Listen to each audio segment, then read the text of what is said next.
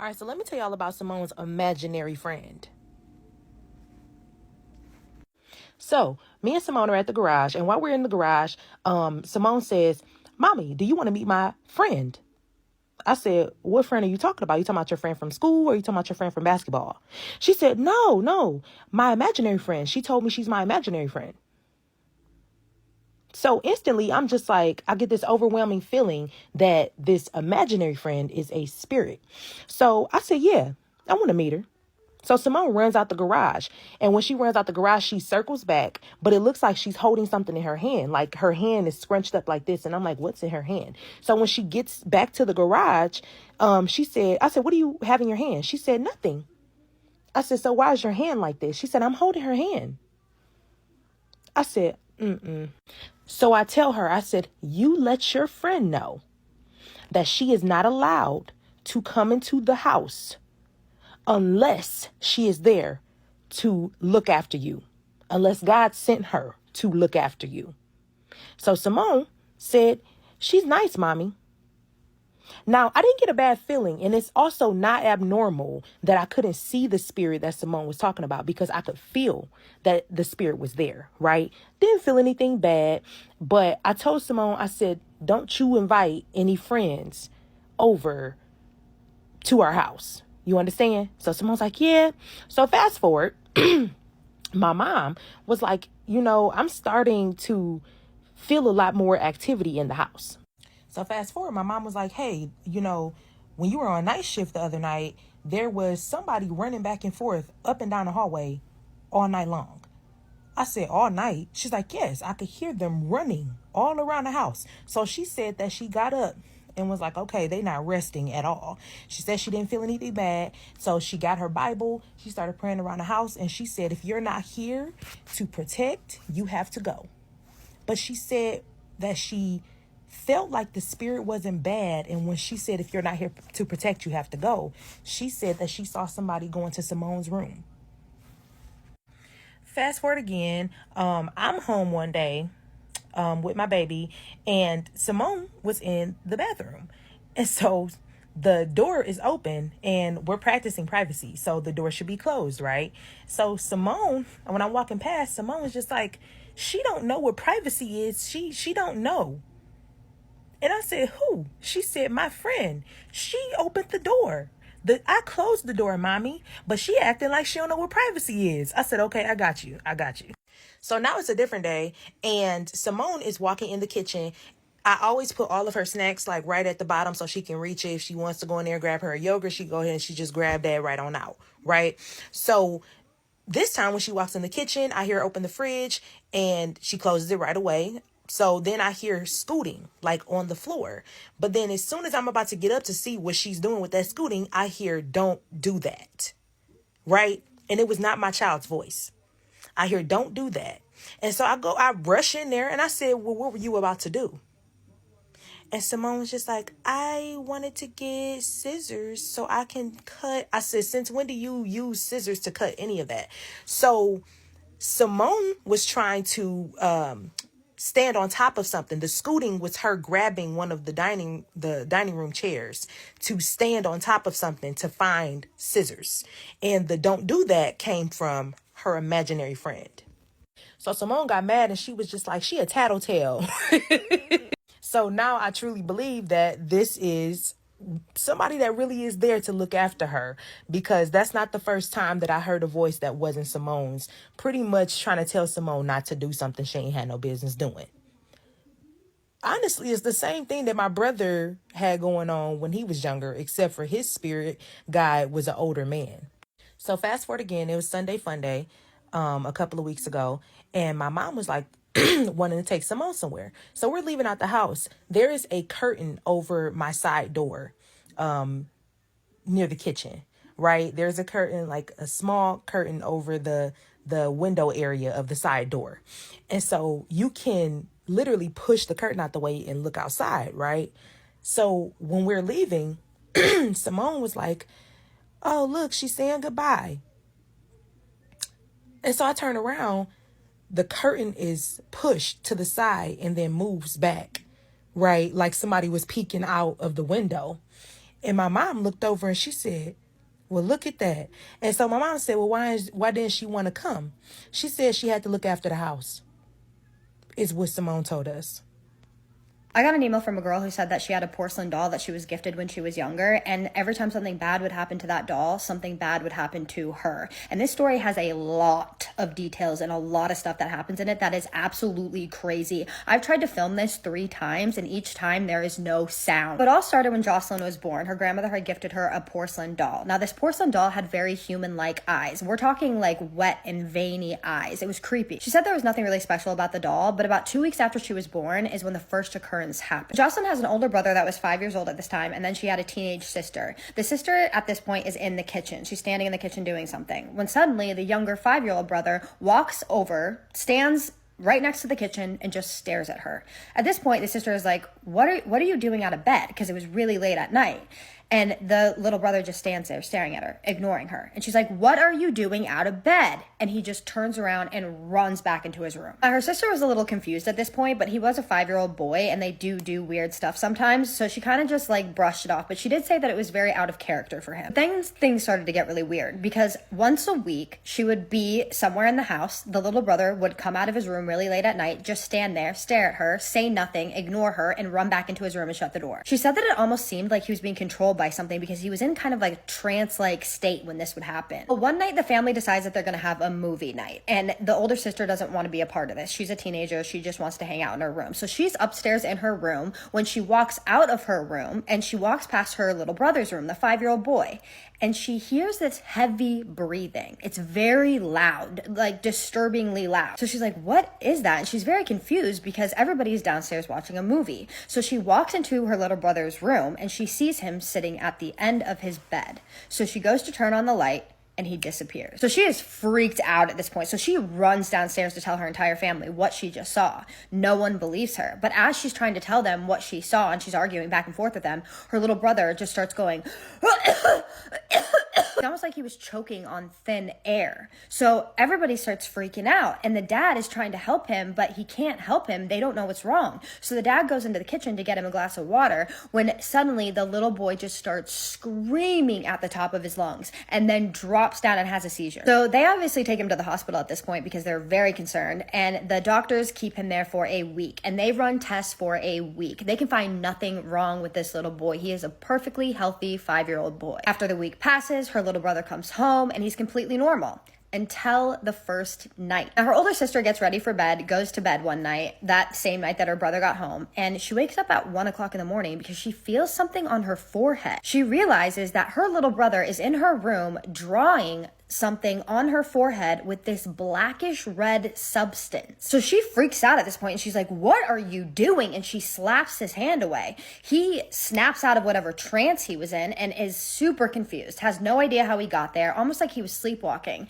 They still to this day have no idea what that blackish reddish substance was. She said to this day her brother and her sister still remember that day very vividly, and it freaks them out. Now, Jocelyn said that after this, strange things would happen, like chores would get done without anybody doing them, stuff would move around, but nothing again happened to her brother, and it wasn't really anything to note, like noteworthy. Until 7 years later, when Jocelyn is 7 years old. Now, at this point, she has slept every single night with this doll. She would not sleep without it till this point. It's important to note that this doll looked very similar to Jocelyn. She had the same eyes, same skin tone, same hair, same everything. Well, one day, Jocelyn decides that she is going to have a tea party with her toys, and she picks up her doll and she accidentally drops the doll, and the doll's eyes pop out, and then she chips a part of her arm off. Obviously, Jocelyn is really upset about this, and they're trying to fix the doll. They use super glue, regular glue. They tried everything. They could not get the eyes to stay, and they could not fix her arm. But this is where things start to get weird.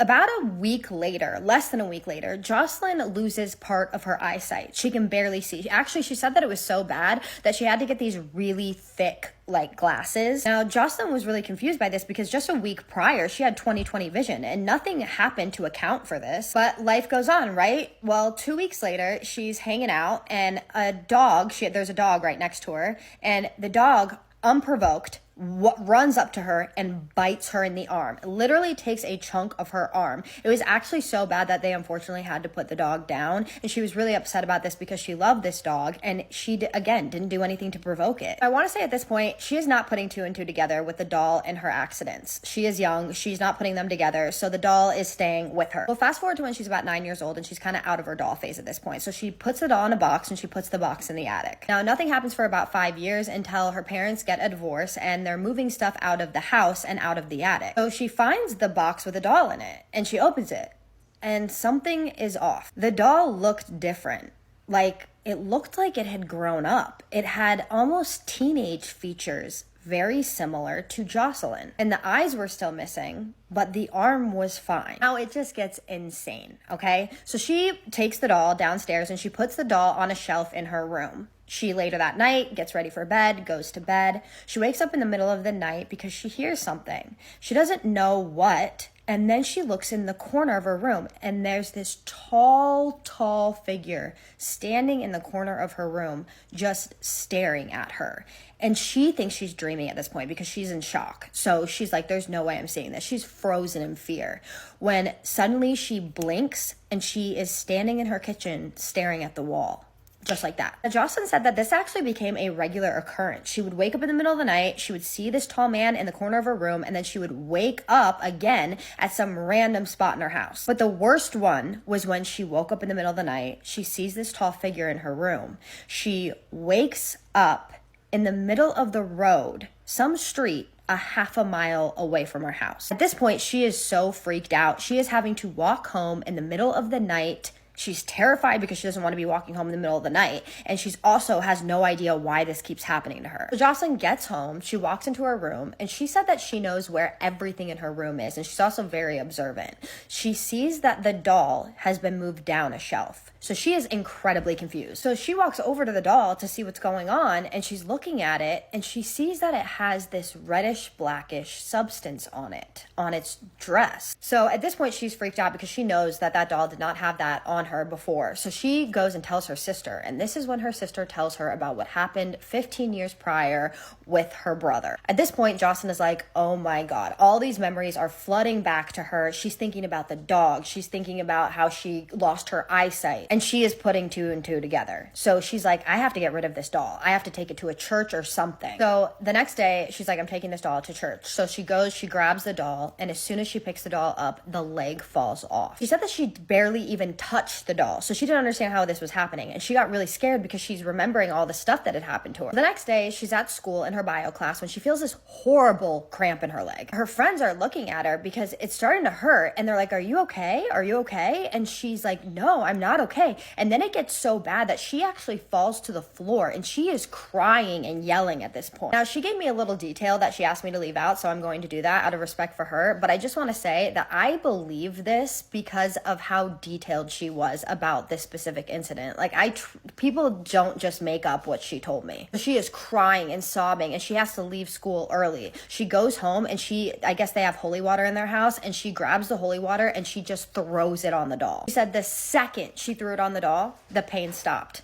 She ended up taking that doll to a church, has never seen it again, and she's never had another paranormal experience in her life. What do you guys think of the story? Do you think it was a series of coincidences, or do you think that this was linked to the doll somehow? Hey guys, it's time for another spooky story. I am Autumn in Appalachia. Send me your spooky stories and add me on Facebook, same handle. Y'all also stay warm if this winter weather is hitting you.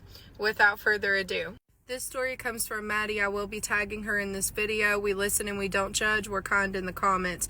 Maddie said that when she was 2 years old, she grew up in a Navy family, so they moved a lot. But there was this one particular house when she was 2 in Connecticut that they moved into, and it essentially changed the trajectory of the rest of her life because of the magnitude of the haunting that took place in this home, specifically in Maddie's bedroom. And she wasn't the only one who experienced the activity. But this is going to be kind of like a compilation of tidbits of things that she went through in this childhood home. One of the first tips that Maddie had that something was off with this house is the type of nightmares that she began having pretty much from the second she moved into her bedroom.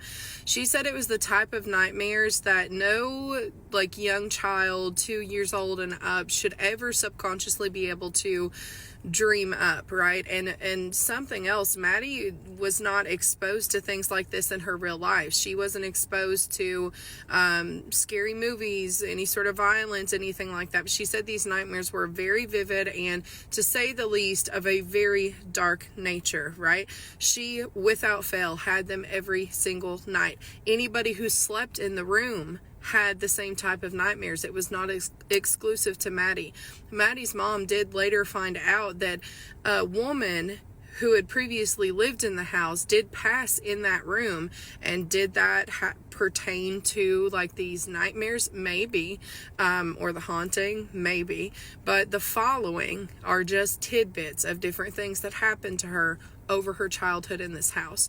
One day, Maddie said that she and her sister are playing, and they have this Barbie car, this Barbie Jeep, whatever, right? It's broken. It has been out of order, no batteries, nothing for a good long while. When it suddenly powers up and it starts following them around the house, chasing them, it's turning corners. There's no way this thing should be able to do that, even if it were functioning. They get scared, they start running, they're screaming. Well, then they run into their dad and it magically turns off and it stops. And so the dad, because he didn't witness it, thought that it was just their imagination, but they know it wasn't. Something was going on. One night, Maddie's cousin's over. They're all hanging out when her cousin suddenly kind of sounds worried, and she's like, it feels like somebody's sitting on my legs. Well, at first the girls don't take it seriously, but then her cousin starts sounding more frantic, and they look down at her legs and they're horrified because they see that her legs are having a physical reaction. They are actually slowly turning more and more purple by the minute, almost like somebody really is sitting on her legs and cutting off blood supply. So the cousin's getting more scared when suddenly it stops. The sensation is gone. Her legs return to their normal color, and they don't know how to explain it.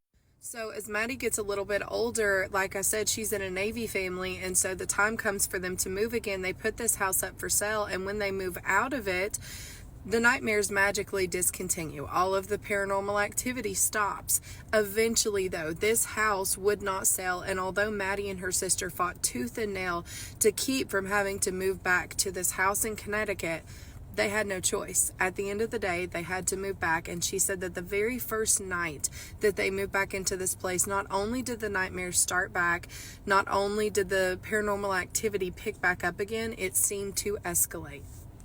So their very first night back in this new home was chaos. Maddie said her closet door flies open while she's trying to sleep by itself. Then this alarm system that does not even work starts blaring. The parents cannot, for an hour, figure out how to get this thing to turn off. She said as the days passed that she noticed that everybody in her family was bickering more. It was out of character for them. Even the dog started acting weird. Normally he's chill. He began kind of anxiously pacing and had this little routine at night that he developed where he would go check on everybody in the house every so often throughout the night, and he'd never done that before.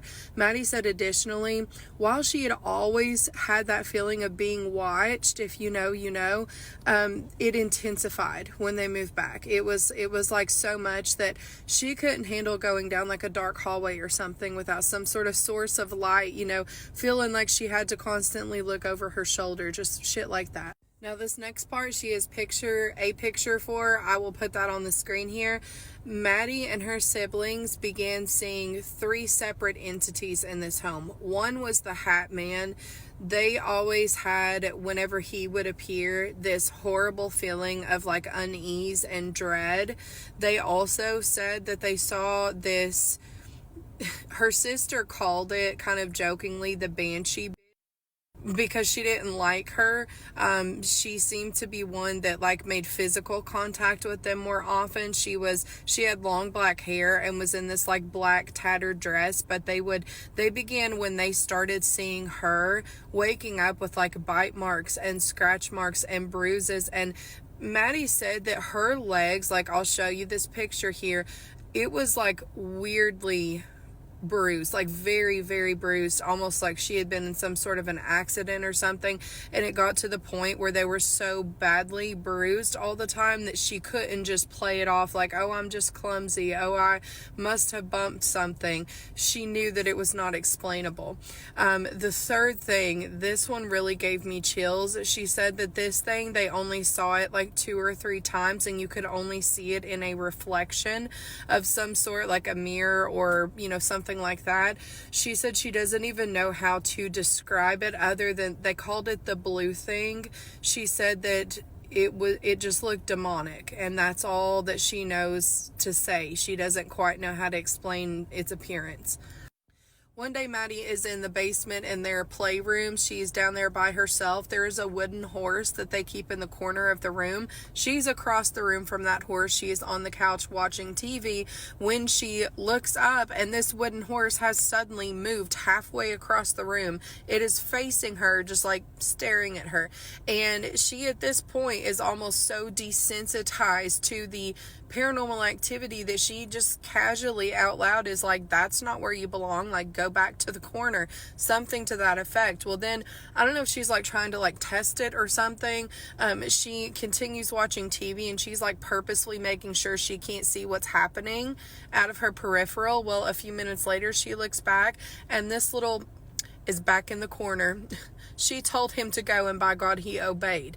At this point, though, it scared her. So she like gets up, she leaves the basement. Another day in this same playroom in the basement, Maddie, she's like 11 at this point. She has a friend over, and they're just being silly 11-year-olds. They decide to furk around and find out and start recording and like asking questions out loud, and then play the recordings back to see what they hear. So they do so, and when they play the recordings back, all they can hear is screaming. And she said it didn't sound like normal screaming. She doesn't know exactly how to explain it, but it really freaked them out. They never did that again. Her sister eventually, I believe she moves into this basement, and she is scared. She starts having her boyfriend stay over with her a lot because she does not like the feeling in the basement. It always gave her the creeps. And one night she and her boyfriend are in the basement, and they can hear what they think is Maddie directly above them, okay, in her bedroom, pacing back and forth in her room, crying. And it eventually is like so much that Maddie's sister, it looks at her boyfriend and is like, can you like go up there and check on her? Like something is wrong. She's distressed. He goes up there and knocks on the door and is like, hey, are you okay? He opens the door. Maddie's just sitting in there totally fine, like watching TV or whatever. Had not been crying, had not been pacing. So by the time Maddie is 16, 17 years old, her parents end up getting divorced. Her dad's alcohol intake increased, and the energy in the home seemed to get darker. Now, to an extent, she at this point is desensitized to it. She's grown up with it, but there were a few experiences in particular. One that I'm going to share with you, she had with the Hat Man that really stuck with her. So at the time, she was dating the person who's now her husband. He was there, her friend was there, and her dad had always told her not to go in the attic. He'd never explained why, but that was a rule. One day, though, her dad's not home, so she, her boyfriend, and her friend go up to the attic. They begin taking pictures, and when they look back at the pictures, she said the Hat Man was in the pictures. They even plugged the camera up on her old laptop to blow the pictures up, and clear as day, they could see the Hat Man in the pictures. Now, they are so shocked. They meticulously make sure that they save these pictures to her laptop so they can show her Nana later. And when they go to show the Nana, pictures are gone, magically deleted, right? Maddie said that to this day, she still sees the Hat Man on occasion. She's an adult now. She said that ironically, it only happens when she's like making bad decisions in her life. That's creepy. But back to 16, 17-year-old Maddie, around this time frame, you have your like typical poltergeist type shit, right? Doorknobs would shake. They'd hear people walking around. People would wake up feeling like they're being choked. They would hear shit being tore all to hell in the kitchen. They'd go in there, nothing is out of place, you know? So it's just like all kinds of stuff always happening. Very active house. Eventually Maddie moves out of there. The family does not live there anymore. She still, I assume, lives somewhere in the close by vicinity, because she says that every now and then she'll drive by that property and, sorry, it's a dog barking, that scared me.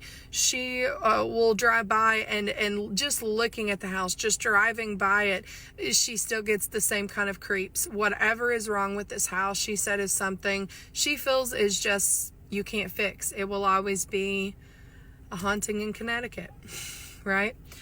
Y'all send me your spooky stories, and stay tuned for more spooky stories. Let me know what y'all think in the comments. Scary stories from the Appalachian Mountains are one thing, but when things follow you home at night, that is a totally separate thing. I don't live in the Appalachian Mountains anymore, but I do still have experiences pretty often, so get ready with me while I tell you about the time I was attacked by a demon in my sleep. Yeah, that sounds a little bit crazy. However, it is a real thing. There is physical energy, like you're tired, you want to climb some stairs, but you're too tired to do it. There's also spiritual energy, things that you need to recharge in your life. And this one night in particular, things like this always happen at nighttime. I had been seeing some videos about astral projection, out-of-body experiences, like the movies Insidious, where he goes into the further and then his spirit gets trapped there, but his body's left here on Earth. I had a full-blown experience like that, and stupidly I did it on purpose. I wanted to see if I could astral project somewhere cool like Hawaii or something. So I watched all these videos knowing dang well that I've always been more in touch with this spiritual side than most people. I don't know if it's because I'm from the Appalachian Mountains or what, but I watched all these videos and I decided I was going to try to do it. I didn't know if it was going to work or not. I thought maybe it would, but I figured it probably wouldn't. So I'm not going to tell you guys how to do it because I don't want anyone to have the experience that I had. I'm getting ready. I'm on a cruise ship. Well, I laid down late at night. It was probably 11 or so at night. And I did the whole shebang, everything that it says for you to do to get ready to astral project. And you're supposed to, when you get to the point of doing it, pull yourself out of your body. I remember vividly doing this. The only thing that I was afraid of was that I had read on Reddit forums of other folks that had done this predominantly the first time they've done it, and had dark shadow figures in the room with them. People experience different kinds of rooms. Mine was like a sunken living room, kind of. It was like a cave with it was boulders, and there was like, not a couch, but almost like a ledge, a circular ledge. And I woke up in that space out of my physical body. And lo and behold, there were several of those dark shadow figures in that room with me. Of course there was. What other luck do I have? I did read online that if you don't fight those things back, they can take advantage of you and they can take over your body. Why did I think this was a good idea? I still don't know. So of course, one of them comes over to me and attacks me. And I was obviously petrified because this has to be a demon of some sort. There's no other explanation for it. And the only thing I knew to fight back was to say, "You can't hurt me, I'm a child of God." I remember saying that. I said it in this space multiple times. And then I woke up petrified in my room, and I'm getting chills thinking about this because it was so scary. I have never tried to do it again. For the following 2 weeks after that experience, my entire being was purely exhausted. I mean, I felt like I had run a 20-mile marathon every day for 2 weeks straight. And y'all know I ain't running nowhere. Well, I thought that, no, couldn't have been that. Surely I just dreamed it all up. Y'all, the energy in that space, your spiritual energy, is just as important as your physical energy. And I guarantee that thing, me fighting it off, drained me to the point that I was just pure exhausted for 2 weeks. And I will never try to astral project again, because I mean, we see things on a linear, but other people, creatures, cryptids, there's no way you can prove that they're not real. So why don't you just assume that they are? That's like we've explored 5% of the ocean, and they still find new species all the time. Same difference. I mean, just because you can't see something doesn't mean that it isn't real. So let me know. Did you think this was a scary story? And have you astral project before? I hope not. So the story that I'm translating from Spanish to English is coming from Relatos de la Noche, and the person that submitted this story says that they have been trying to submit this story so many times and have been unsuccessful. Like every time they try to do it, something happens, and it's almost like something's telling them do not share this story. So if you're a bit sensitive or you get a little more scared and you do not want to, take this story in, you might want to skip this, or, if you want to get scared, please proceed with caution. I feel like the stories are so much scarier in Spanish than they are in English though, so please go check them out if you know Spanish. She starts to explain that she loves listening to Relatos de Noche with her dad, and sometimes they would fall asleep listening to it, but when her parents divorced, she hadn't listened to it for a long time, being that she lived with her mom and she did have a baby brother, and her mom just didn't want the little brother to listen to this stuff. Her mom would always tell her that anything that you watch, anything that you listen to will affect you, or you open yourself up to it. And for the longest time she didn't believe it, but something ended up happening that she understood that this is true. My other ring light died. Good thing I have a backup, but hopefully it has nothing to do with this fucking story, because why is it trying to stop me, bitch? If you this one is plugged in, there's no please don't fucking play with me. So now she's gonna share the story that she claims that she herself provoked. She knows it's her fault, and she's almost wanting to share the story as a warning for other people to not do this. Everything started with the pandemic, and she says that it was one of her worst moments in life, and she feels like it was a worst moment for a lot of people, not just her. She had just finished the second year of her secundaria, and she said that she fell into a really deep depression, that it was really hard for her to make friends. So when she finally did, then the pandemic happened and she had nobody. She would just lock herself up in her room and she hardly came out. Because of this, what she did started off really innocent. She didn't mean anything horrible by it. She thought of doing this because it was almost a way for her to keep going on. She was very depressed again, and this almost made her look forward to something. By this point, her close friends from school, she kind of stopped talking to them too. Again, she was in a really bad headspace. So she decided that she was going to create an imaginary friend. She wanted this imaginary friend so that she can explain how she felt. She wanted to talk out loud with this imaginary friend. She just didn't want to feel alone. At first, she talked out loud to her imaginary friend, like just a little joke. And then after that, it just kept going on and on and on. And she would talk like all night with her imaginary friend. She really enjoyed talking to him. In her imagination, it was a man in his 30s, a man that was standing there just listening to her, that was always there when she needed him. Anytime that she would leave her room or go to the living room or be with her family, she would look forward to going into her bedroom and just talking out loud with her imaginary friend. She would tell him what made her sad, what made her happy, what got her excited about life. She would tell him everything, and it got to the point where she finally gave him a name that she is not going to share with anybody. She's not sharing that name with us. And when she gave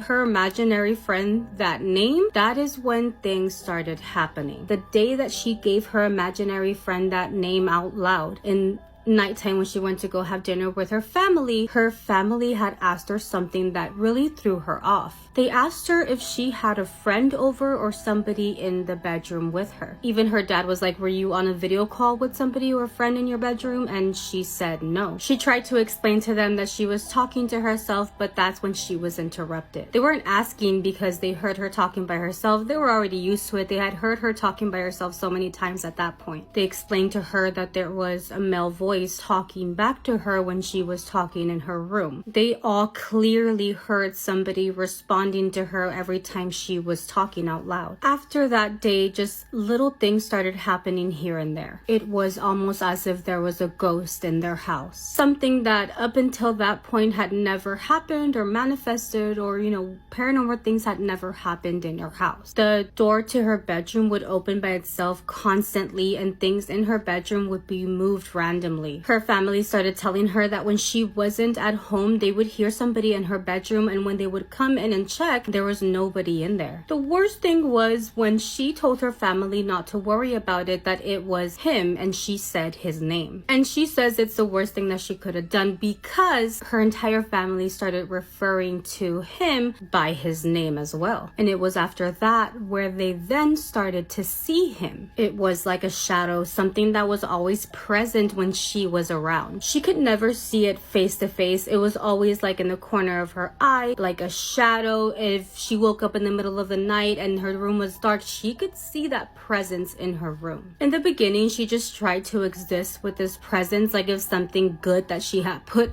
out into her universe. So she just didn't see it as a bad thing. And she realizes that it sounds so stupid to say that out loud because obviously, you don't manifest things like that. And it just sounds really weird, but she wants you to remember that she was in a really bad space in her mind. She really did think that this was something good. She manifested it and she says, I'm not bad, so how could this have been something bad? That was until, the pandemic was over and she started to go back to school, hang out with her friends, and started to be that person she was before the pandemic. Her mental health had gotten so much better. She started going out, she started going to the library, she started hanging out with her friends, and little by little she started to forget about him. And that was the moment where he started to manifest himself with really bad aggression. She started to wake up in the morning with bruises around her body, with scratches, and there was also one occasion where she was in the shower and something pushed her, and obviously she was in there by herself. She explains that when they pushed her in the shower, it was a moment where she had closed her eyes, was gonna wash her face. It was obviously something wanting to drop her, to injure her, to make sure that she got hurt. Bro, even her mom told her that when she got home one day, she swore that she saw a shadow that ran from underneath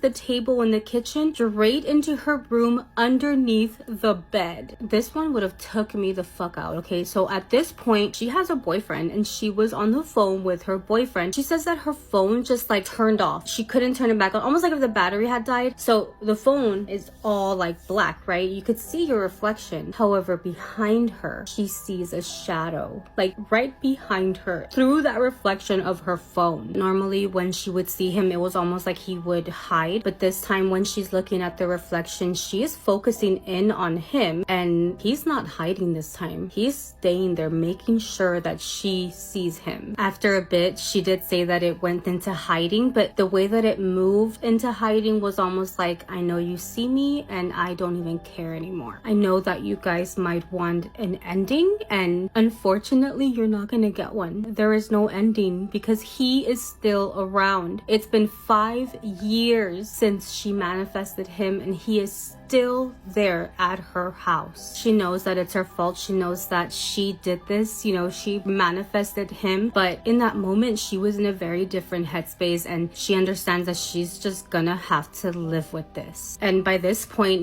now there's people who are also seeing him anytime they come over to her house. Obviously she's terrified that this thing might follow her everywhere whenever she decides to move out, but yeah, she blames herself. She's like, I'm just gonna have to live with this. Unfortunately, like she said, there's no ending, but she wants to give this story as a warning to please do not do something like this, even if you're in your darkest moments. But what do you guys think?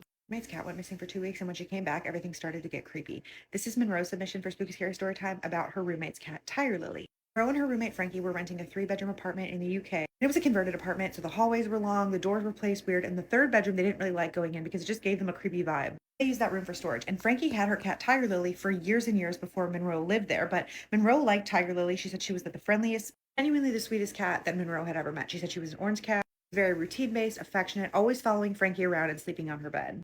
She was an indoor cat, but Frankie had a little bell on her collar so that she always knew where she was in the apartment, and you always kind of knew when she was coming. One day, Frankie gets home from work. She comes into Monroe's room. She's like, have you seen Tiger Lily? I don't know where she is. And Monroe's like, no, I haven't seen her. So they search the apartment. Tiger Lily's nowhere. And they're like, well, she must have slipped out the door. So they start searching everywhere. They're asking neighbors. They're searching sheds. They're searching gardens. They're posting flyers all over the neighborhood. They're posting online. They're calling shelters. They're calling vet clinics. And there's no sign of her. For 2 weeks, they started to get discouraged. And Frankie started having the feeling that Tiger Lily wasn't coming back. But then one night, they were sitting in the living room just watching TV. And they heard scratching at the door. So Frankie opens the door and it's Tiger Lily, and she screams, she starts crying, she picks her up, and she's so happy to have her back. And they notice when they bring her in that the little bell on her collar sounded different. It was uneven. It wasn't quite the same shape, but they just assumed that she must have damaged it in her adventure around the neighborhood. Either way, they didn't worry about it too much. It was just a bell. But she said Tiger Lily's behavior started changing after she came back. She almost didn't even seem like the same cat. Stopped reacting to things that used to get her attention, like treats or certain toys. Didn't follow Frankie around as much, and she spent most of her time just sitting watching the storage room. She wasn't aggressive or acting scared. She was just almost too calm. And the real warning came with the neighbor's cat. The neighbor's cat used to come up to the door and kind of talk to Tiger Lily through the screen. They would sit on opposite sides of the door and meow back and forth. It was this very cute little cat-like friendship. But after Tiger Lily came back, that cat stopped liking Tiger Lily. It hissed anytime it came near her. Around that time, she said things in the apartment started getting weird. Like things would go missing and then they would end up in places that neither of the girls had been. Like a shoe would go missing and end up in the storage room. Kept that door closed, so it was very strange for things to just be turning up there. It almost became a joke. If something went missing, they would say, "Oh, go check the third bedroom." Besides that, things would go missing, cupboards would be left open, and things would be placed neatly in places they didn't belong, like on top of the refrigerator, the laptop in the bathtub. And Frankie and Monroe kind of blamed each other, and they were starting to get genuinely annoyed because each of them believed that the other one was doing it. Then Monroe says they started to hear each other. One day, Frankie was home alone. She heard Monroe talking to her, but Monroe wasn't home at the time. Another night, Monroe heard Frankie calling her name from the hallway, but she got up to go check, and Frankie wasn't there, so she peeked in her room, and Frankie was asleep in bed. The night that really freaked Monroe out was one night she heard her own voice say Frankie's name from directly behind her. The voice sounded exactly like me, like how I say her name without thinking. As all of this went on, Tiger Lily wasn't reacting to any of this, but she was always watching from somewhere in the apartment. The girls' lease was coming to an end. They decided that they had had enough with that place and they were going to move out. But a few days before they left, Tiger Lily went missing again. Didn't come back this time. There was no scratching at the door, no bell, no sightings. It was just like she had disappeared off the face of the earth. She ended up moving in with her boyfriend, and Monroe moved separately, and neither of them returned to the apartment. She doesn't talk to Frankie often anymore, but every time they do, it's like that old apartment gets brought up and just how creepy the last few months they lived there were. The kicker is, Monroe says that even though she lives alone now, there's been a few nights where she's sworn she's heard Tiger Lily's little bell moving around her apartment. If you're new here, this is Spooky Scary Storytime, the series where I share listeners' allegedly true stories about the creepiest or most unbelievable things that they've never shared before. Let me know what you thought this was, because I don't know what to make of this. And if you have a story to submit, please feel free to send it. I know we're coming up to some snow days, so I'll be posting a lot this weekend. Hello and welcome back to a series of spooky stories, The Haunted Tea Spill. This series is brought to you by all things spooky and ungodly amounts of paranormal activity. Featuring my cute bonnet. I know that I'm wearing it incorrectly, but look at this. My hair will be up for bed, that's all that matters. If you want her, the orange link is below. Now onto the story. I have a real spooky story that to this day I don't tell many people about because it's just too crazy. Even my mom was like, "Are you on drugs?" Which of course I wasn't. Back in 2017, my life spiraled out of control after this happened. I was dating a guy at the time and we had been together for 5 years. During our relationship, he cheated on me many times. Hey, fuck that guy. He's a douche. Stupidly, I would forgive him all of the time. We're all stupid at some point. On this occasion, he was working out of the state and I was home in California. I was asleep and I remembered kind of waking up and turning to the other side facing our closet. I opened my eyes for a quick second and I remember seeing some red eyes. Red fucking eyes. And thought to myself, fuck, I'm about to get sleep paralysis, which I had had before. Just knowing that you're about to have sleep paralysis and not being able to do anything about it is fucking terrible. On this particular night, I remember it so vividly. I remember that I was told before that if I had ever had sleep paralysis, to cuss them out. That's interesting. I've never heard that before. That would just be my first reaction, though. This time it was so different because I remember seeing this disgusting looking thing on top of me, masturbating. A sleep paralysis perverted demon? Jesus fucking Christ. And it wouldn't leave me alone. I cussed it out and it didn't help. So I resorted to praying and asking God to please help me. I mean, please, because she is being violated in so many different ways. At one point, I remember that on my right side, a bright light appeared and it asked the thing on top of me to leave me alone. That I was God's child and to leave me alone. The thing on top of me kept going and said she's mine till I'm done with her, and the light disappeared. Holy fucking shit. I felt helpless and the thing on top of me finished and let all of its you-know-what all over me. Demon Seaman? After it all happened, I woke up and started crying. I couldn't believe what had just happened. I wanted to run downstairs to tell my mom, but I knew that no one would believe me. I stayed up because I didn't want to go back to sleep. After that, my life went to shit. I lost my job. The guy I was dating and I broke up after 5 years, which doesn't seem like that bad of a thing since he was cheating on you. I couldn't afford to pay my new car and was kicked out of my parents' house because I couldn't pay rent. To this day, I ask myself if anyone has ever experienced something similar. Fast forward 2 years later, I was pregnant for the first time with my daughter, and through my pregnancy, I used to have a lot of sleep paralysis to the point that I was terrified when the night came around because I was so scared to go to sleep. That's horrific. I'm curious to know if anyone else has experienced what I did back in 2017. That's a new one. That's for sure a new one. That's terrifying, and that's also disgusting. I am so sorry that you went through that. I'm seeing myself and I look like strawberry shortcake with the way that I'm wearing this. Anyway, rate it on a scale of 1 to 10. 1 being the least scary, creepy, spooky, 10 being the most. 10 for scary, 10 for disgusting and violating.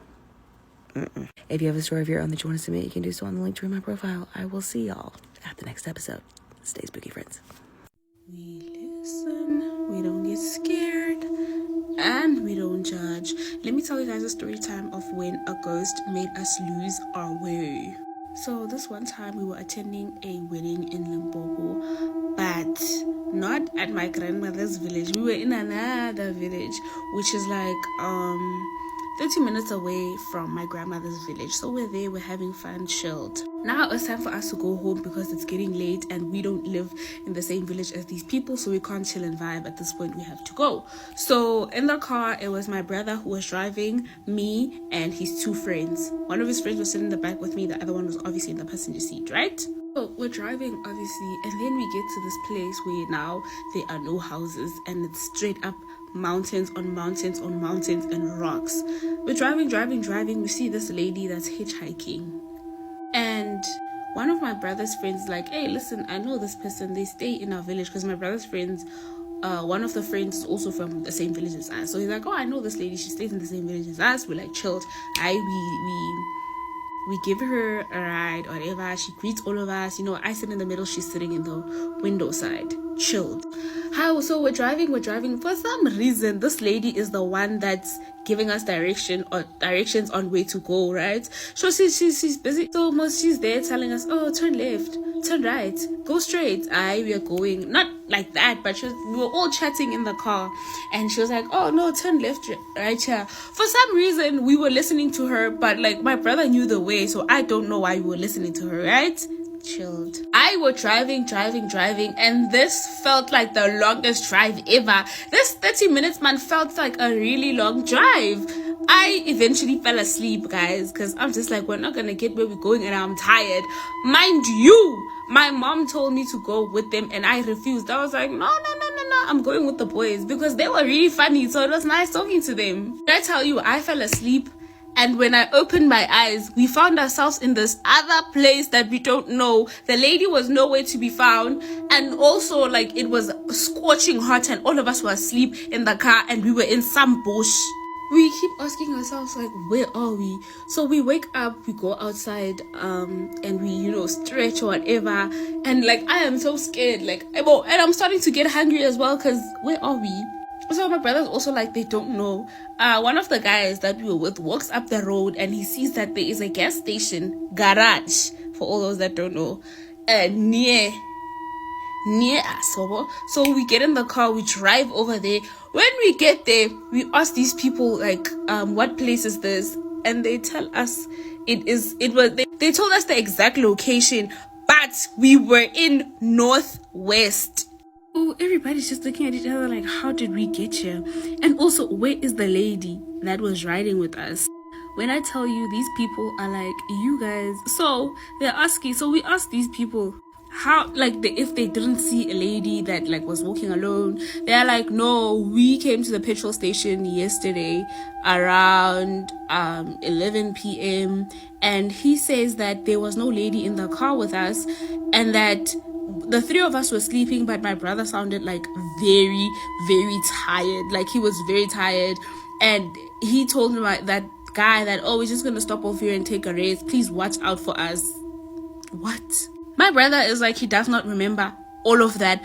But he was with this lady. The lady kept on giving him directions. And he's like, I drove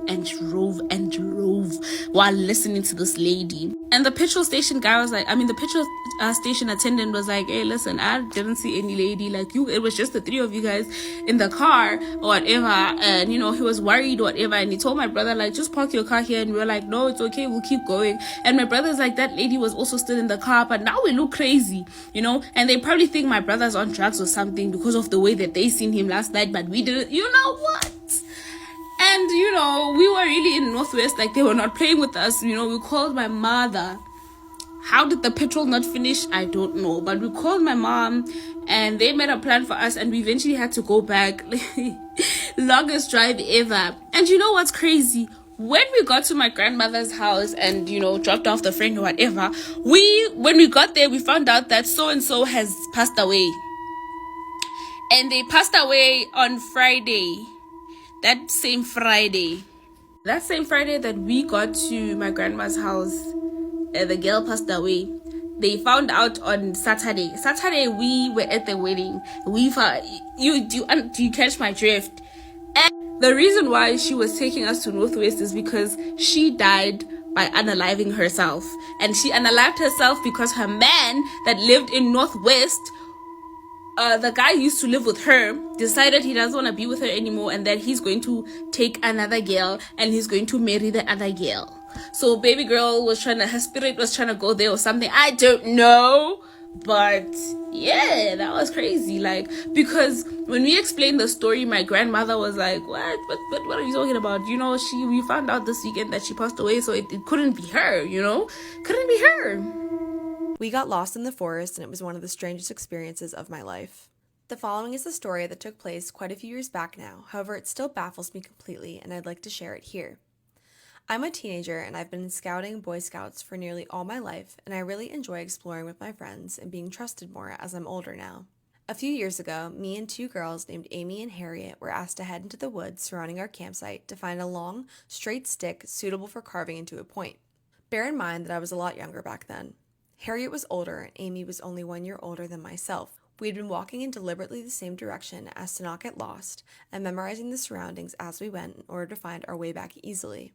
About 15 minutes in, we couldn't find anything to take back, so we turned around to return to the campsite. That's when the initial panic set in. The trees had almost unnaturally knitted themselves together in such a way it seemed our path was non-existent in the first place, like it had just vanished. We looked around 360 degrees, and now everything looked exactly the same.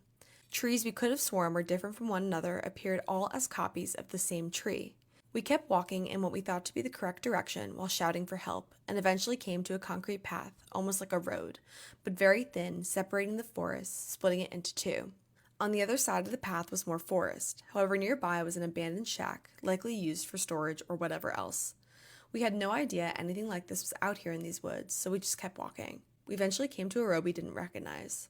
A woman wearing a pink and purple regatta outdoors coat walked past, and we frantically asked her for the direction of our campsite, as by now, according to our watches and Harriet's phone, we'd been walking for an hour and a half. She said she'd never seen us before, but she said there's another campsite in that direction. We followed her advice and eventually came back to our campsite. We frantically apologized for being so long and that we couldn't find anything. The leader, Ian, could see all three of us were shaken up, and he stated confused that we'd only been gone for 25 minutes and that our free time was still going on. To this day, this baffles all three of us, as our free time was 40 minutes long and our watches and phones had said we'd been gone for hours. The forest we were lost in felt crushing and claustrophobic, like we'd entered an area that the concept of time didn't apply to. I believe in the paranormal, however, this was so unlike anything I've heard or experienced before. It was like we'd been in a time vortex or something, and that hours in the forest were only minutes in the rest of the world. The feeling was very strange, and it stuck with me for the rest of the camp. There are a couple of different things in the comments that people are saying this could be. The first is some sort of parallel universe or like a glitch in the Matrix. I would argue like a parallel universe is probably more likely in the situation. People are also saying that this could be pixies because pixies like to play pranks on people in the forests, which is very interesting because I don't think pixies are very malicious. Correct me if I'm wrong, but I don't think they are. Either way, this is serving very much like enchanted mystical forest. Definitely an interesting story. As always, if you guys have any stories you'd like me to read, please email them my way and I will get to them if I can. And I will see you in the next one. Guys, a glitch in technology saved this guy's life. So a man named Joe tells this story that would seem as though divine intervention messed around with his technology, and if not, he would have had a very different outcome. So he works for a joinery company, and he was delivering a load to a construction site that was about an hour away from his job. He says he usually listens to compilation videos on Reddit while he's driving through his headphones to sort of pass the time. So he's about 8 minutes in on a video while he's waiting at a red light in town. He said all of a sudden he got this really bad feeling of deja vu. And then he said that the video he was listening to started glitching. And he said that this was odd because he had 100% reception, but he said he thought he would just sit there and wait it out. It was just when the light turned green and he was about to go that's when the video started buffering, and it got to the word wait. And it would just go wait, wait, wait, wait. So he's thinking, maybe I'd better listen. And he said everything around him looked clear, but he once again looked left and then right again. And then seemingly out of nowhere, a massive semi comes flying through and totally blew the red light. He said it would have 100% taken him out on the driver's side had he not waited and just gone when the light turned green. Guys, how crazy is that? I feel like we are always getting signs and assistance outside of ourselves all the time. We just have to learn how to listen to them. Let me know what your thoughts are in the comments. And if you have something like this that has ever happened to you, I would love to hear your story. You can submit it to the email in my bio. And as always, if you're new here, don't forget to follow for more creepy story time. Let's read another scary Reddit story. I was walking home one night from my grandmother's house. We lived in a village in rural Ireland. Granny's house was on the outskirts of the village, so I had to walk up a narrow country lane to get to Granny's house and back down the lane to get toward the village. My granddad was dying, and the priest gave him his last rites. He pulled through the night, and my granny told me to go home and get a bit of rest. I reluctantly agreed and walked home, down the country lane I've been walking on since I was a boy. Only this time it seemed weird in some way, almost eerie, and I never get spooked. I pushed the feeling to the side as my mind was in shock about Granddad. I was walking toward the bottom of the lane when I noticed a blur of white down the bottom of the lane beside one of the farmer's gates to the field beside my grandparents' house. I thought it was a lamb that had escaped. It happens a lot. I walked toward it to investigate. When I walked toward the blur of white, it felt like electricity entered every inch of my body. The hairs were standing up on my arms and what was left on the top of my head. I stood frozen in perpetual fear as the figure was an old, hunched-over woman in a white robe, and she just screamed the most merciful scream. The guttural scream was so frightening, I actually stopped breathing with sheer fear. I looked up into her face and saw nothing, just a blur.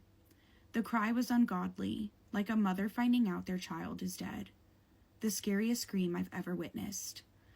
Adrenaline must have kicked in because I legged it straight back up the lane toward Granny's house and legged it into the front door. I could hear my granny rushing out of Granddad's room crying. She said, "Granddad's gone. He just passed away within the 5 minutes of me leaving and encountering the woman on the lane." I remember telling my elderly aunt and a few family members about the woman, and they said that she was a friend of the family by now. She only appears when someone is going to die. I thought they were taking the piss until my father, a born skeptic and a very religious man, confirmed the woman's existence. In some families in Ireland, she would be called the Banshee. I'll never forget her. Not even when I'm on my own deathbed will I ever forget the howl. Okay, I need my Irish people in the comments. Have any of you ever experienced the Banshee? She sounds scary, but I kind of feel bad for her. Why is she crying? It kind of sounds like she's like the Grim Reaper. I don't know, but I feel bad for her. And that story is going to be on my next podcast episode that comes out on Sunday. So make sure you're following me on Spotify so you don't miss the episode. Driving at night can be terrifying, especially if you're alone. Now, this story takes place in Ohio. There was this man named Tom. Tom said one night he was driving on a rural highway in Ohio. He said he was headed towards Cleveland. It was about 1 a.m. It was a cold kind of winter night. He said there wasn't any other cars on the road, and there was just nothing but cornfields and kind of rolling hills all around him. So he said as he drove down this road, he started to just kind of get that feeling where you feel lonely. And he said, it just made him feel really uneasy. But that's when all of a sudden he notices something up ahead in the middle of the road. And as he gets to whatever this thing is and it comes into view, he can see that it's some person in a clown costume. And he immediately swerves out of the way and nearly misses this guy. And as he gets past him, he slams on his brakes, he looks back, and this man is gone. So he's like, what in the world is going on? Like, what would a clown be doing out here in the middle of nowhere? So he starts driving again. And as he's driving, he said, that really freaked him out. Well, he started to notice this white stuff, like a fog, was coming out of the car vent. And he said it was ice cold, and it just made its way to the back seat. Then all of a sudden, he said the energy in this car just changed. And as he turns around and looks back, bam, there's the clown. The one he just seen on the road in this clown costume. And he's just sitting there staring at him. So Tom is freaked out. He doesn't know what to do. If I stop and I get out of the car, this clown can chase me. Like, I'm just going to make my way to the nearest town as fast as possible. So he was just speeding down this highway with this clown in the back seat. And every time he'd look back, this clown was just focused straight ahead, staring at him. Finally, he makes it into the town, and he pulls into a hotel parking lot. He jumps out, he runs inside, tells the front desk guy, there's a man in my car, he's dressed like a clown, like, I don't know what to do. The front desk man says, hold on a second, let's go out there and let's check this out. Maybe we can get him out of the car. So he goes outside to the car with him, but when they get there, there is no one there. The car is empty. So Tom says, this man was in the back of my car. I almost hit him in the middle of the road. And this guy who works at the hotel is like, it's funny that you would say that, because many years ago, there was like a circus they had out in this area. And they had a clown who had this accident and passed away. It was like a big thing. It was in the newspaper. And he said he wondered if that was the clown that he's seen that night. Stop doing love spells on people. It never ends well, and it always backfires. This is a lady that put not one, but 2 love spells on a man. I am back with another spooky story. So we're gonna call the person who submitted the story Wanda. So Wanda said that honestly, she never believed in love spells. She believed in timing, and maybe she was just a little bit delusional. She said at that point, we're gonna call the man Jonah. She had loved Jonah for years. She had met Jonah on vacation, and when they met out there, she discovered that her and Jonah literally live walking distance away from each other back in the States. So Wanda's thinking, what are the odds she went on vacation and she just met her dream man? The best part is they only live 10 minutes away from each other in the States. So after vacation is over, they would continue their relationship. So when they got back to the States, long story short, life started playing a part in communication. So they weren't texting or going out for dates as much as Wanda would have hoped, considering this guy is literally 10 minutes away. Again, they would see each other here and there. They would still hook up, and about a year passes when Jonah tells Wanda that he was actually moving in with another girl. Now that totally broke something inside of Wanda. She said the way her heart dropped hearing that news, she felt like the next gal just swooped in and took her man. So she had to act, and she had to act fast. And that's when she did the first spell. Nothing extreme. She does the spell. So she does the spell, and 2 days later, he comes back to see her, and he's pretty much telling her he feels like he made a mistake moving in with the other girl. He was telling her that he doesn't love her, and that the girl is not even his girlfriend. She just needed a place to stay. He felt physically sick being away from Wanda. His chest would hurt when he tried to leave, and he was telling her something just feels wrong without you. Wanda is thinking, oh my god, it worked. But the love felt off. So in the midst of Jonah seeing Wanda all the time, they get into a heated argument one night. And Jonah says to her, I love you, but it doesn't feel like it's mine. It feels like I'm being forced. And that scared Wanda. Wanda wanted to feel chosen. Wanda never wanted that man to feel entrapped or forced. Clearly, he wasn't happy. So maybe a second love spell would bring him that joy? I tell these spooky stories, and the ending of this story actually spooked me. If you want the full story, it's available on my YouTube page. As you can see, it's 21 minutes long, and neither TikTok or Instagram is paying me enough for 21 minutes. Make sure you go check out my YouTube, Rebecca's Journey, for the full story. And while you're there, check out all my other content that you haven't seen yet. And over in that video, I go into a lot of detail. So make sure you don't miss out. It's Rebecca's Journey on YouTube, just as it's spelled on this platform. Love you, my Beta humans. See y'all on YouTube.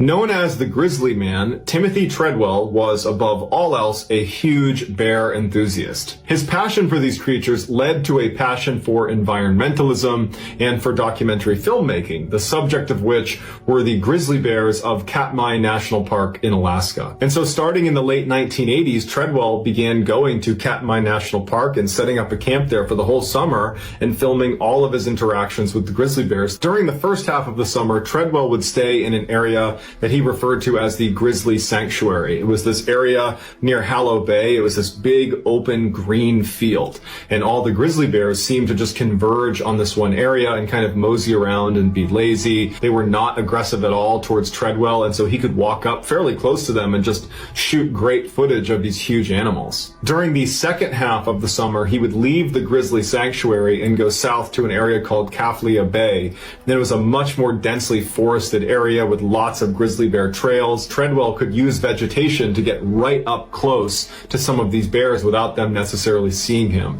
He referred to this area as the Grizzly Maze. Treadwell developed a fairly bad reputation amongst the park rangers of Katmai National Park because he was pretty reckless about how he interacted with these animals. I mean, they are big, wild predators, and he would get right up close and in their personal space, and every time he was just rolling the dice because eventually they thought something bad was going to happen to him. Treadwell believed he was taking every precaution and that what he was doing was safe. But Treadwell had become very emotionally connected to the grizzly bears he was seeing at Katmai National Park. He felt so comfortable with them that he would actually walk up sometimes and pet and goof around with the bear cubs. And for whatever reason, the grizzly bear parents would not harm him. And so he felt like he was kind of one of them, and they respected him and they welcomed him into their environment. And normally, whenever Treadwell went to Alaska for the summer, he would go alone. It was just him and his camera. But at the end of the summer, in October 2003, when normally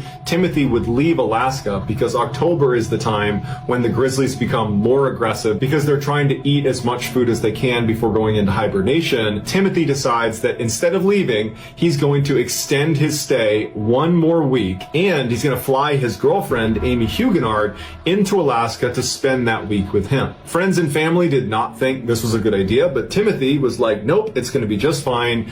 I know these animals better than anybody else. They are not going to hurt us. So he flies Amy in, and they set up camp along a grizzly trail inside of the Grizzly Maze. Neither of them were carrying a weapon or bear repellent spray. A week later, when the pilot returned to pick up Timothy and Amy, he looked up the hill and he could clearly see their campsite was not broken down. They had not packed it up yet. They were not down at the shoreline. So he gets out of his plane and he starts walking up the hill towards their campsite, thinking maybe they lost track of time. Maybe they don't know they're getting picked up today. And as he crests the hill, he sees there is a huge grizzly bear pacing around as if guarding its prey in the middle of this campsite.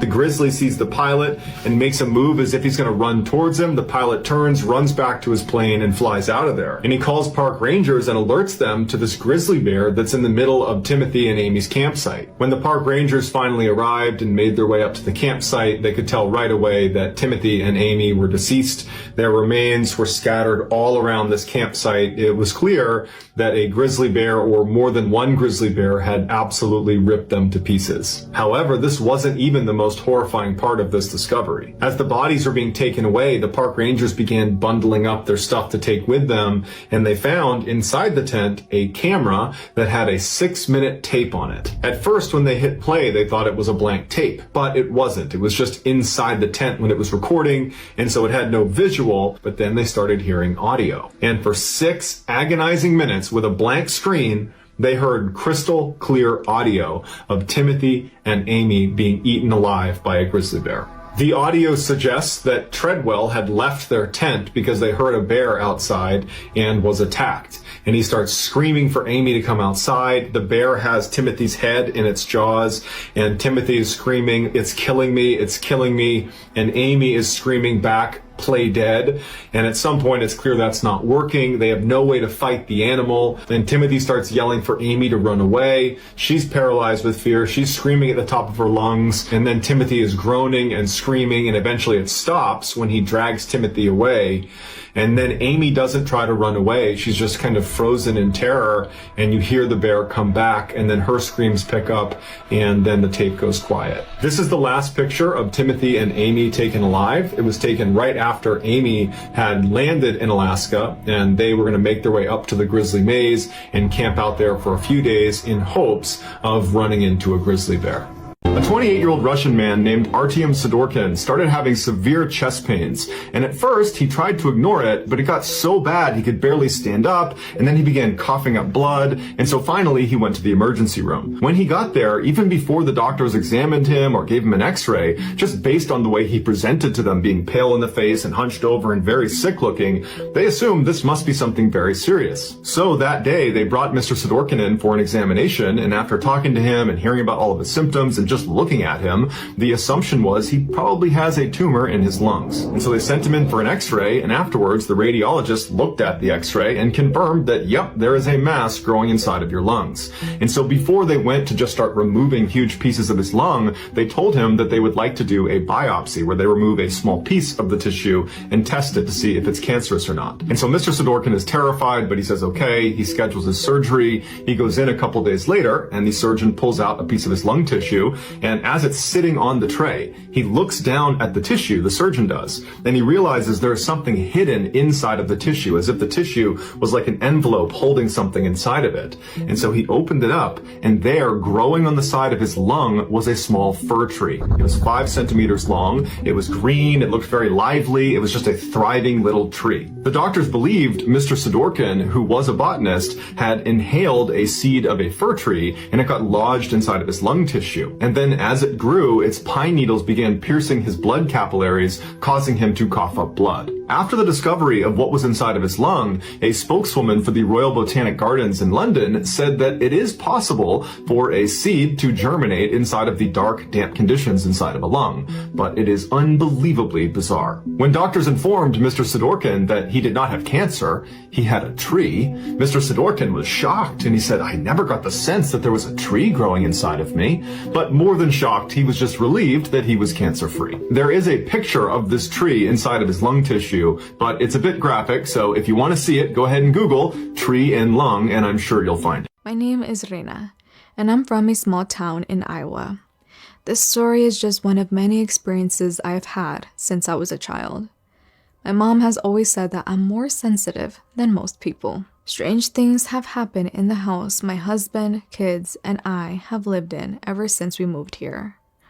As it always goes, nothing ever happens to my husband, but my kids and I have experienced quite a few strange things.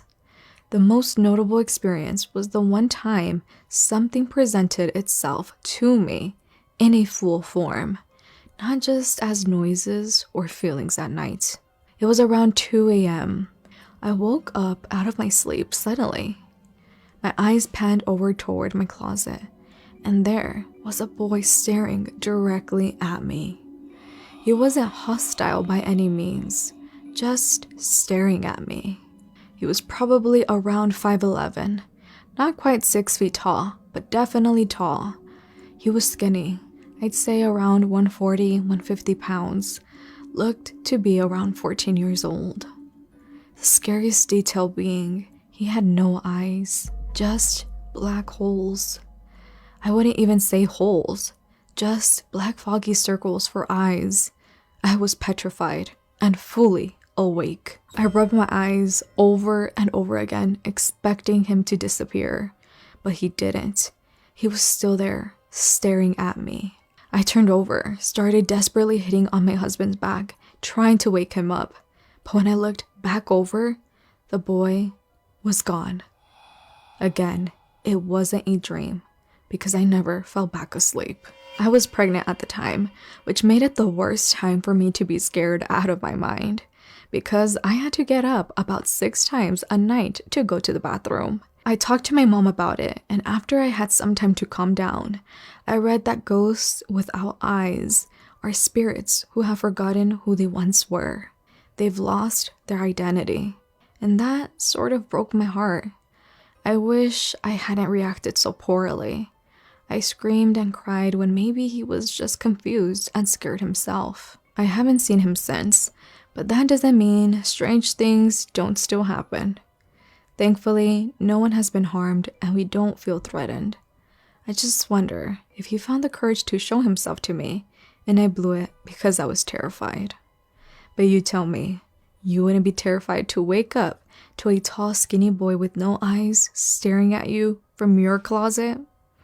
Anyway, that's my story. You can't make this stuff up. Might have known the story of real life boogeyman. I need to tell you guys these ghost stories. I lived in a haunted house. Same girl. I live in Capitol Hill, Denver, by Chessman Park. I have so many paranormal experience, it is mind-blowing. One of my apartments near Chessman was so haunted that I couldn't keep glass in there because it would keep flying off the shelves. The elderly lady upstairs from me had died a year prior. She was single and nobody found her until a week later. Oh my God. My neighbor used to help her run her trash out and had offered to take her cats after finding out she passed. The paramedics wouldn't let her because the paramedics wouldn't let her because the cats had started to eat her and they needed to euthanize them. Is this a thing though? Is this, aside from this being so terrible and tragic, is that a thing? If you pass and your animals start to eat you because they're hungry, do they have to be euthanized? What happens to them? It's not their fault. Strange. I don't think she was the ghost bugging me. I got the vibe it was an angry man, but that's how much spooky energy is circulating around my neighborhood. I only lasted a year living in that apartment. My parents' house is haunted too. They live in a ranch an hour south of Denver. I got hit by a car while riding my bike and had to stay at my parents' house for a few weeks. When they moved in, they converted the wood shop of the cattle rancher who lived there into a spare bedroom. I was sleeping in that room. I was on a ton of painkillers and kept having really intense dreams that an old cowboy was storming at me through the wall and beating me up. He was so angry. I was freaked out, so I slept on the couch outside of my parents' room after that. I assumed it was the painkillers. I didn't believe it at the time. But I talked to my sister and she told me, oh, I know who that guy is. I see him all the time. What? To just casually be like, oh, I know him. I've seen him around a few times. I see him all the time. He's nice to me because I take care of the horses and he loves horses. We had told the lady who lives on the neighboring property, and she says he offed himself on the property. He loved horses and got arthritis so bad that he couldn't ride anymore. Still around, staying in that same room. Recently, I tried to do some yoga and got scared and uncomfortable that I had to leave, like I was being chased out of the room. Pictures fall off the wall and shatter all the time. Here's another one. Around 1994, we lived in a rented house for around 6 weeks. It was part furnished, and there was a bookcase, which had black magic books and tarot cards. My parents were religious at the time, so they got rid of the books and the cards, and they would constantly reappear in the house again the next day. I think if I got rid of something and it would just come back on its own, that would send me into full psychosis. My brother, who was 4 at the time, kept complaining about a man who came to visit him in the night. He didn't say too much about him, except that he wore a black coat and a top hat. The man didn't do anything, just stood over him when he tried to sleep. My father was diagnosed with schizophrenia while living in this house. He said he would hear evil voices telling him to murder us all. We had 2 cats and a horse at the time, and the horse freaked out so much when they tried to get him past the house into a small holding that my parents decided to keep him at a farm nearby until they could find somewhere else. Next one says, my grandparents' house and houses in the area were built on top of an old cemetery. We need to stop doing that. That house had a presence, even after they had a priest go in and bless it multiple times. I remember when I was young, we would go to the bathroom upstairs in pairs because it was so eerie. My papa even had reoccurring sleep paralysis of demon dogs biting his toes while paralyzed in bed. Big black figures holding him down or waiting for him at the bottom of the stairs. My Nana passed about 14 years before my papa did. When I went to grab him a bunch of emergency stuff for moving him from hospital to care home, I was alone. And even at like 24 and during the day, I was still terrified. I tried to get in and out as quickly as I could because that place has some tense vibes. What'd you hear? I heard a help or something. On the back porch? There's one back there. Okay, hold on. And then it's like I heard Lila's voice say it, and then I heard Dad just say hey, and I didn't do anything about it because I don't know. Sissy's voice? Yes. And then I heard some whistling. I need you to, okay, all right. I'm going to stay upstairs because Gunner is freaked out. He's freaked out. Mm-hmm. All right. It was loud, and it was Lila. I heard Dad's voice just say, hey. Yeah. So there's two different voices on the back porch. I'm not opening the door. I am upstairs with Gunner right now. There's nobody out there, Michael. There's nobody out there.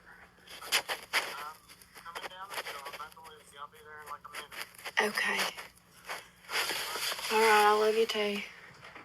Bye. We've got two of the dogs down here with us.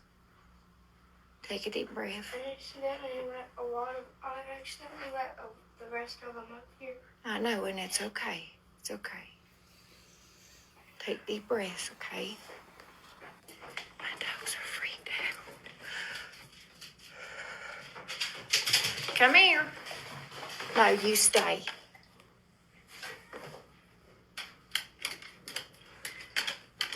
Oh my God.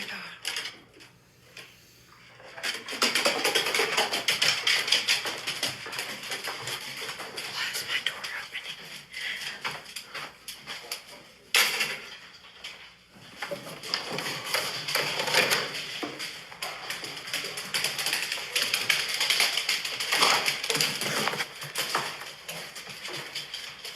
Don't let her out.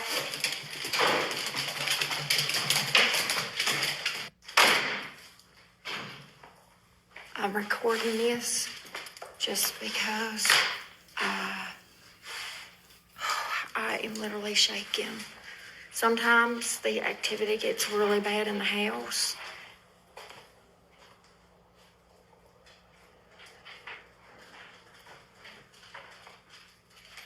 And then he said he heard Daddy's voice. To try to get him to open the door. But there's nobody out there.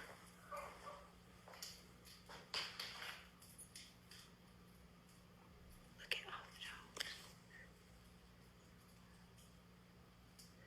Don't mind the beat bad. Look at the dogs. They are frozen.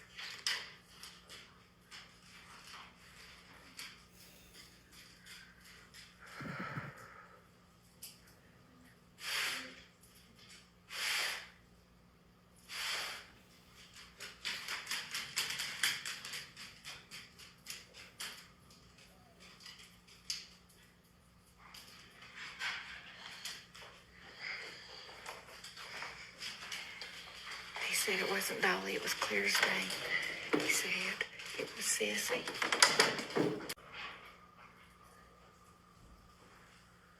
Look at the dogs. Don't. Oh my God. Tad, Sarge, get over here, baby. Come on. My house is really dark.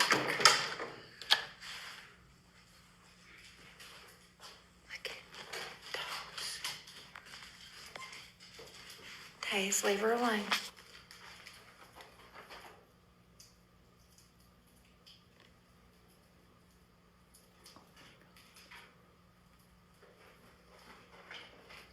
They're all froze. Nothing out there.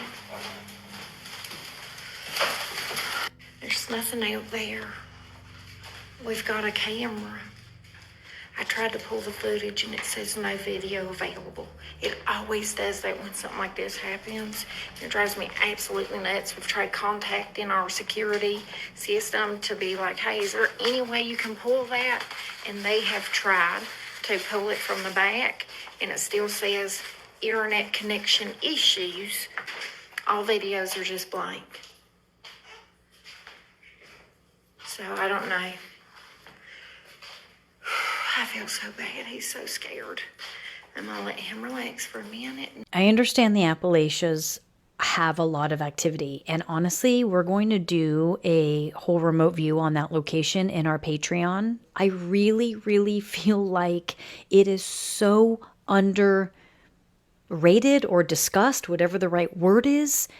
The amount of ET activity, alien activity in the Appalachians, like, we keep assuming these are just like spirits or ghosts, or which some are for sure. The old homes, get it, yes, all of that.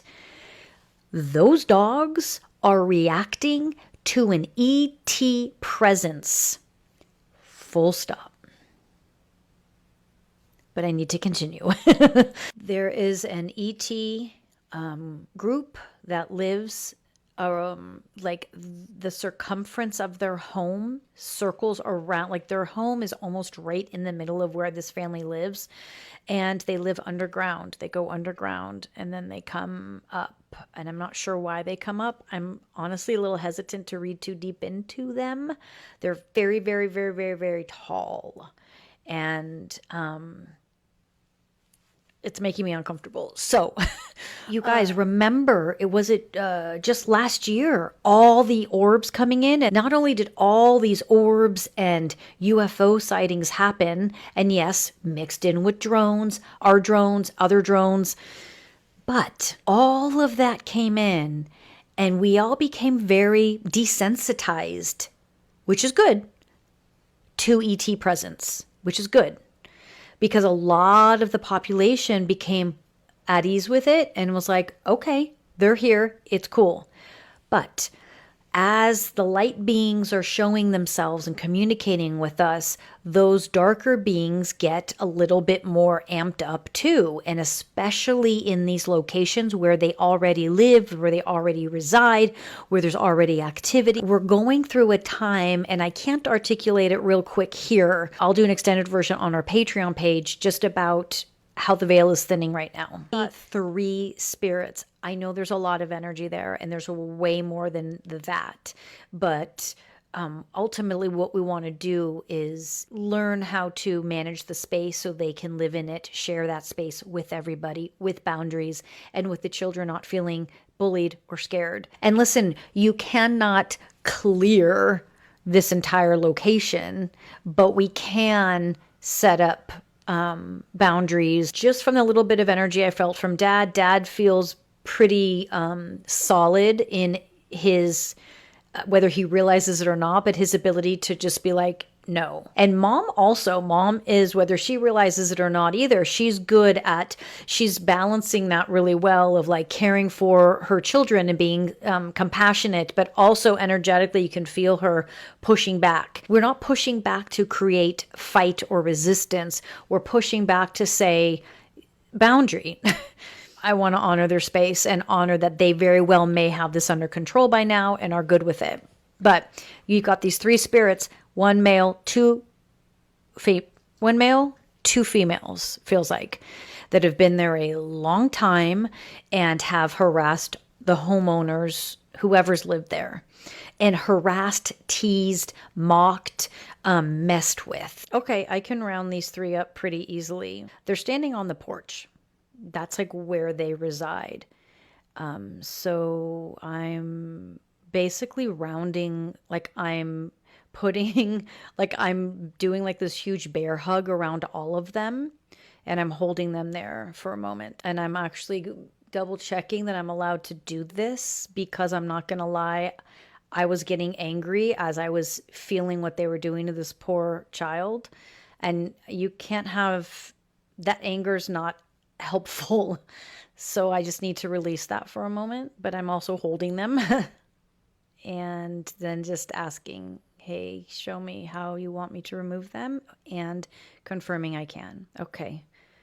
Yes, we can remove them. The visual is like them being airlifted out. I'm just clearing the space that they were filling so nothing else comes into that space. They should be gone from the porch.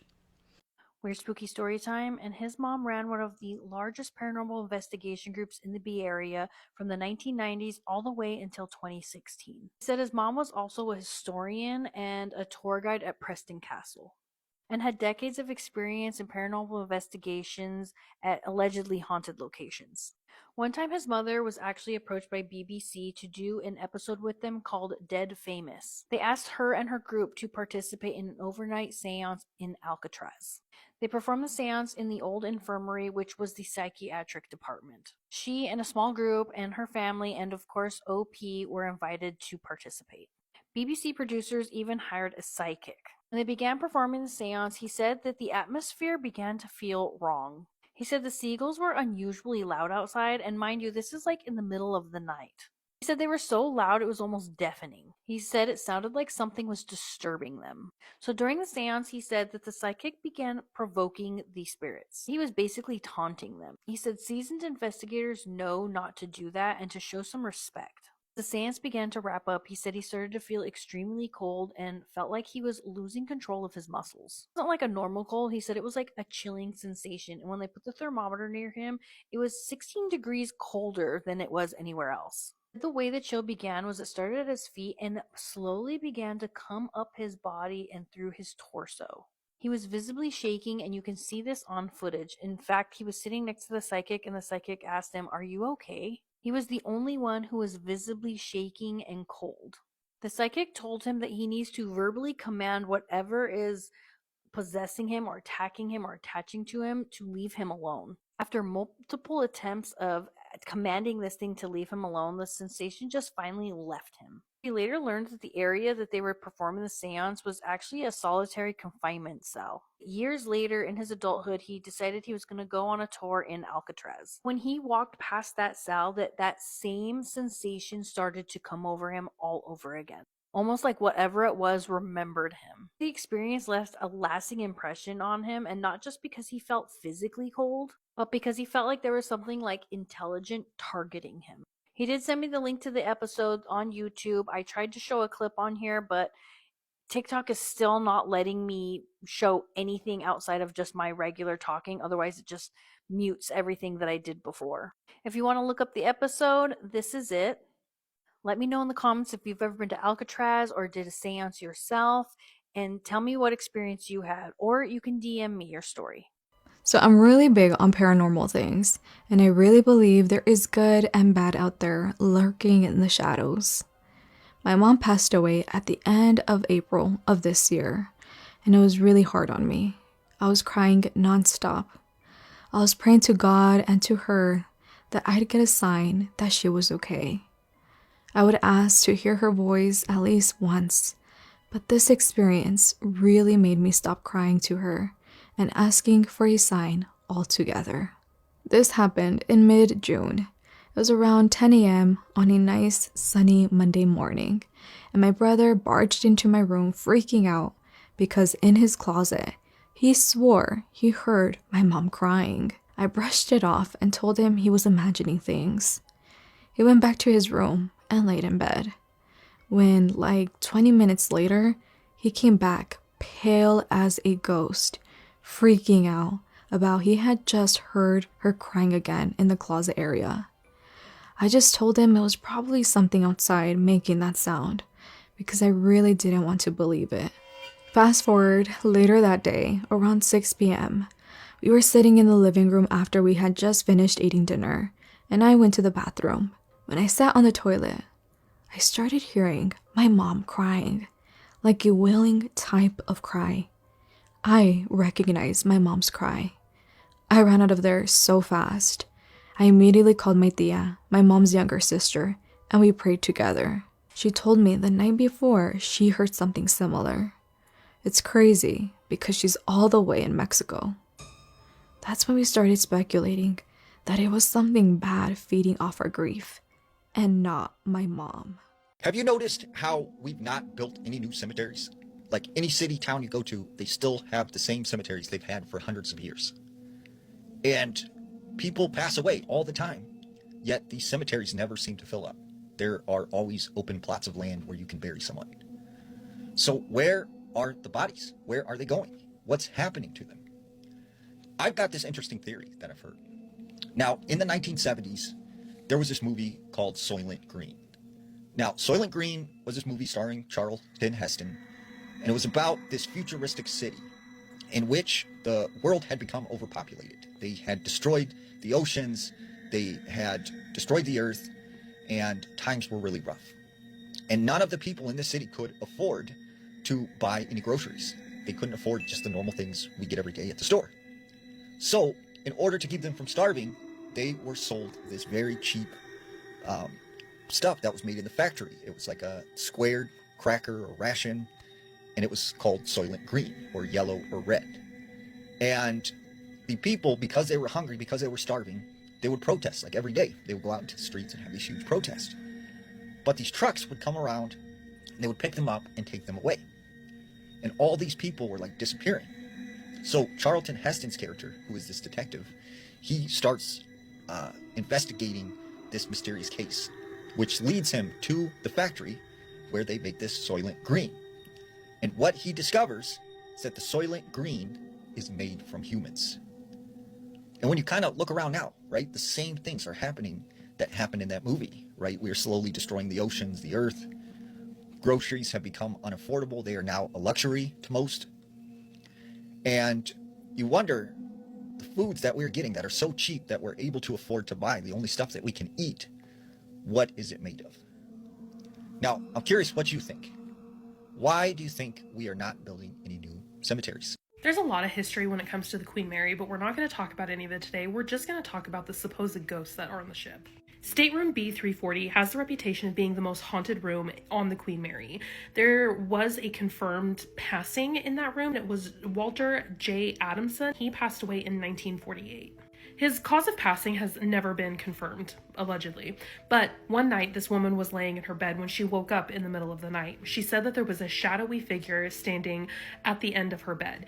The figure had pulled all of the blankets off of her and was seemingly just staring at her before vanishing into thin air. Since then, many people who have stayed in this room after the first alleged haunting experience, many people have claimed to also had strange experiences like lights turning on and off, faucets turning on and off, and also many people have experienced an unseen entity knocking on the door. The cleaning staff has also claimed to have the sheets ripped off of the bed as soon as they put them on.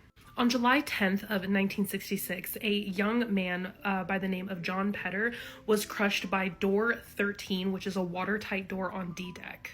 Apparently, this was a routine safety drill, and he was seen by a pump when the drill occurred at about 3:55 a.m. He did not make it through the door, and since then, people have also claimed to see him running towards the door. But others have also claimed that this entity will chase people, and who knows what that's about. Another very haunted location is that of the pool. People have often claimed to hear people splashing and playing in the pool, kids laughing, and even wet footprints leading away from the pool. But all of that is really weird considering that the pool has been drained for years. The people who claim to have experienced some kind of paranormal activity here claim that it is of a little girl named Jackie who allegedly drowned in the pool several years ago, many years ago. But the thing is, there's no record of this ever happening. Many people have spent the night at the Queen Mary trying to catch some kind of paranormal activity. And so my question is, do you think it's actually haunted, or is it all just a hoax, or just in their imagination? Let me know what your thoughts are down in the comments, and follow for more spooky things. There's scary things in lakes all of the time, but this might be the worst one. So this is Kim Davidson. This photo was taken in Australia in a swimming hole. I'm not for sure which one, but she has this child, this one, and this one. She was there swimming with her friend, but when the friend took the photo, they didn't see this at the time, but then looking at it later, this showed up. Kim did an interview with a paranormal group, and when they asked her about it, she was like, I'm holding the little girl, and then the white-headed thing that looks like it has horns, I don't know what that is, and I don't know why it has skeletal long fingers on my shoulder, something along those lines. I'm paraphrasing, but they have no idea who this is. Well, then they started like digging into who it could possibly be, and they came across this. On November 23rd, 1913, a teenager named Doreen O'Sullivan drowned in an Australian swimming hole. The same one. Here it is with the image inverted, and you can see all of the other children have, you know, faces, and that one doesn't. So here's a closer image of it, and again, if things like this could be in the lake or huge fish or whatever, I don't care. I don't want anything brushing up against me that I can't see. I don't like being in water that I can't see the bottom of, and that's one of the main reasons too that I will not get in lakes. But yeah, I mean, I'll get in them, but I don't like it, and I don't stay long when I do. So what do you guys think about this? It's scary. It was the most brutal family massacre Australia had ever seen, so why has no one ever heard of it? It was summer 2001 in Sydney, Australia. The Gonzalez family were originally from the Philippines, but they unfortunately had to emigrate to Australia after a tragedy ruined their entire home. An earthquake in 1990 totally destroyed everything they ever knew, their home, their business, and they basically were just left traumatized. They decided to start afresh in a totally new, beautiful area. Like I said, the experience had totally traumatized the whole family.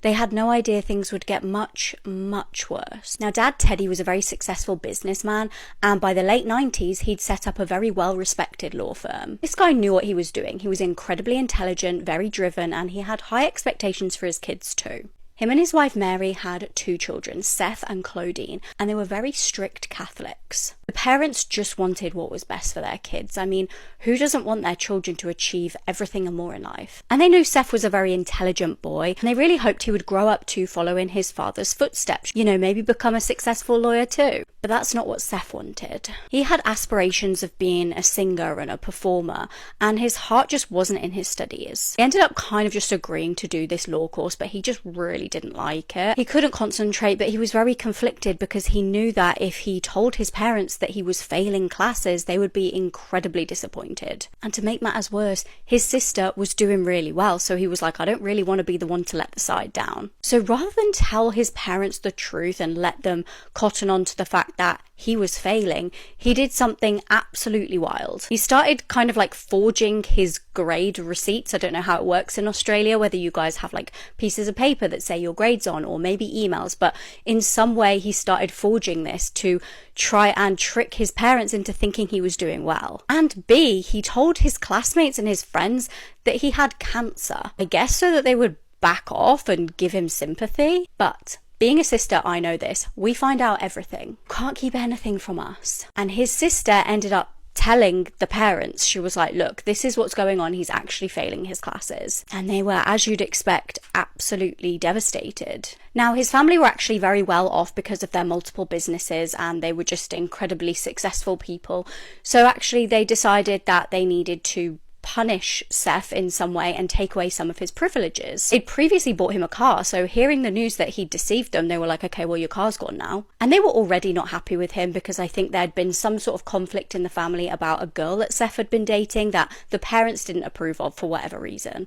But things would go from bad to horrific on the night of the 10th of July. A frantic Seth sprinted to his neighbour's house, shouting that his parents had been shot. He immediately got on the phone to the emergency services, and when they arrived at the house, they couldn't believe what they saw. In spray paint on the walls was a derogatory mark about Asians, and on the floor was an absolute bloodbath, bodies everywhere. All 3 family members lay there with horrific wounds, gashes all over their limp, lifeless bodies. And police said to Seth, do you have any idea who could have done this? Who had access to this house? Because there was no sign of forced entry. He was like, I don't know. All I can tell you is maybe it was a robbery. My parents have got a lot of money. Like, I was actually out eating with a friend when all of this happened. He was like, we went for some food, went to an arcade, and I've come home to this. And Seth even appeared on TV, pleading with anyone with any information to come forward. And he even offered a reward of 100,000 Australian dollars. But something struck investigators as incredibly odd.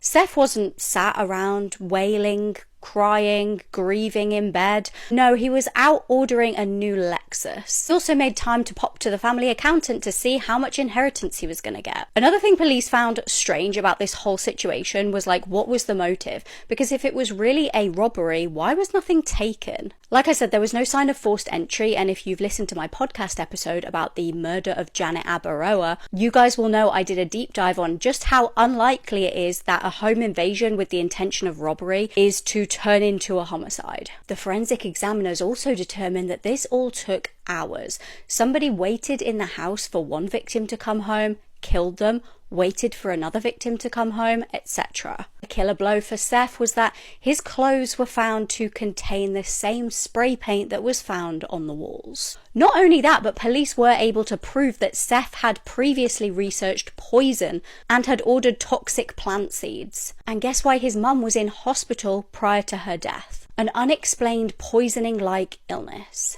This murder wasn't even his first attempt. Seth was found guilty of 4 charges of murder and was given 3 concurrent life sentences without parole. But something extremely controversial about this case is that the house was put on the market and sold to a buyer who had no idea that the murders had even happened here. When they found out, they tried to cancel the sale of the home. They really didn't want to buy it anymore, and the company refused. They were like, we don't legally have to tell you a murder took place here. But what do you guys think? Should legally they have to disclose something like that? I wouldn't want to buy a murder house. Eventually, the company was forced to give the money back.